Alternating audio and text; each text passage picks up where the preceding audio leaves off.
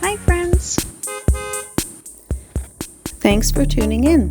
If you like this video, please give it a like, comment below, and take a moment to subscribe to our channel. Shigawake is a beautiful little town, located on the Gaspé Peninsula in Quebec. This charming community sits along the stunning shores of the Baie des Chaleurs, offering breathtaking views and a peaceful atmosphere. The name Shigawake comes from the Mi'kmaq language, and is often interpreted as Land of the Rising Sun or White Water, reflecting the natural beauty of the area. The Shigawake River and nearby cascading falls are popular spots for nature lovers, and a testament to this town's connection to the outdoors.